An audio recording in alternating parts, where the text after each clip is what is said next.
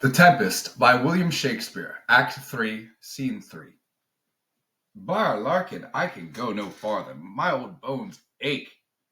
Here's a maze trod indeed, through forthrights and meanders. By your patience I needs must rest me.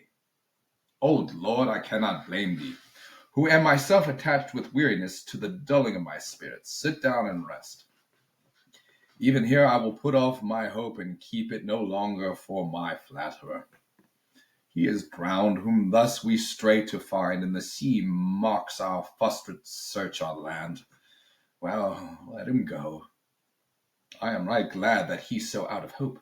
Do not for one repulse forego the purpose that you resolved the effect.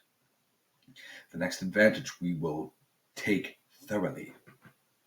Let it be tonight, for now they are oppressed with travail. They will not, nor cannot, use such vigilance as when they are fresh. I say tonight, no more. What harmony is this? My good friends, hark! Marvelous sweet music. Give us, kind keepers, heavens. What were these? A living drollery. Now I will believe that there are unicorns, that in Arabia there is one tree, the phoenix's throne, one phoenix at this hour reigning there. I'll believe both, and what does else want credit come to me, and I'll be sworn 'tis true. Travelers ne'er did lie, though fools at home condemn 'em. If in Naples I should report this now, would they believe me?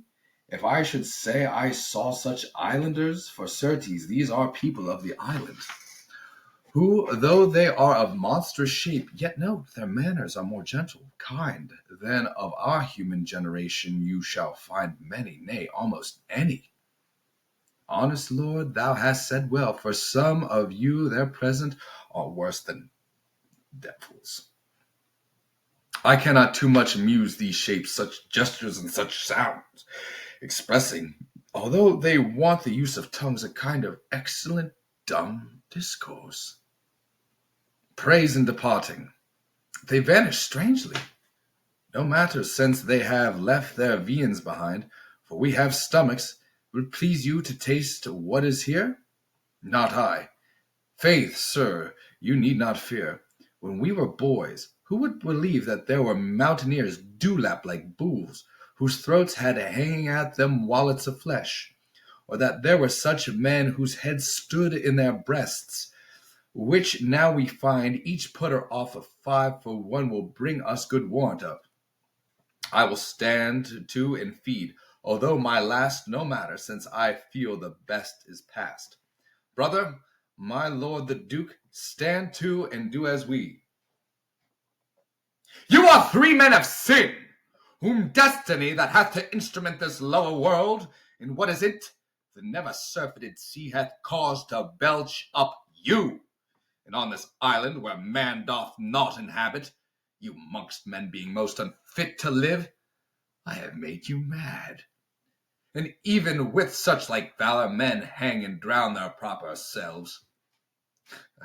You fools, I and my fellows are ministers of fate. The elements of whom your swords are tempered may as well wound the loud winds, or with be mocked at stabs kill the still closing waters, as diminish one dowel that's in my plume. My fellow ministers are alike invulnerable. If you could hurt, your swords are now too massy for your strengths and will not be uplifted. But remember, for that's my business to you, that you 3 from Milan did supplant good Prospero, exposed into the sea, which hath requited him and his innocent child. For which foul deed the powers delaying, not forgetting, have incensed the seas and shores, yea, all the creatures against your peace. Thee of thy son Alonso they have bereft, and do pronounce by me lingering perdition, worse than any death can be at once, shall step by step attend you in your ways, whose wraths to guard you from, which here in this most desolate isle else falls upon your heads, is nothing but heart's sorrow and a clear life ensuing. Bravely the figure of this harpy hast thou performed, my Ariel, a grace it had devouring. Of my instruction hast thou nothing bated in what thou hadst to say. So, with good life and observation strange, my meaner ministers their several kinds have done. My high charms work, and these, mine enemies, are all knit up in their distractions.